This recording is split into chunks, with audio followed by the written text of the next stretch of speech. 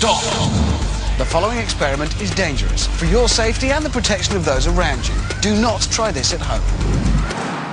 No, really, don't.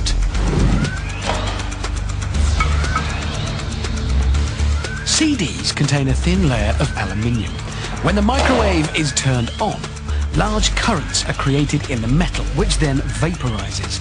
The electric arcs going through the vapor appear as lightning. We do these experiments so you don't have to. Do not try this at home. No, really, don't.